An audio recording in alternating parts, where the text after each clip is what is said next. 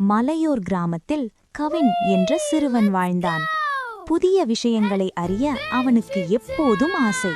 ஒருநாள் அவன் வீட்டுப் பரணில் ஒரு விசித்திரமான குடையைக் கண்டான். அதன் கைப்பிடியில் மின்னும் ஒரு சிறிய பொத்தான் இருந்தது. ஆர்வத்தில் கவின் அந்த பொத்தானை அழுத்தினான்.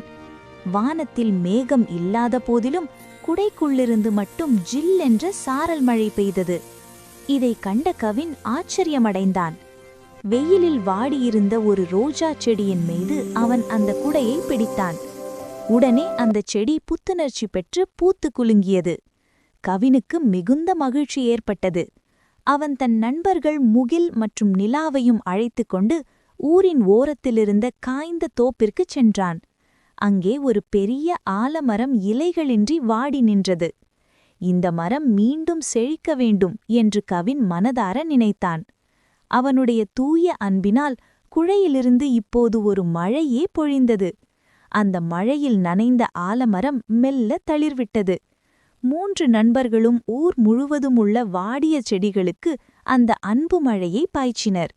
சிறிது நேரத்தில் அந்த குடை காற்றில் மறைந்தது. ஆனால் ஊர் முழுவதும் பசுமையாக மாறியிருந்தது. நீதி: அன்பும் கூட்டு முயற்சியும் இருந்தால் சிறிய செயலும் பெரிய மாற்றத்தை உருவாக்கும்.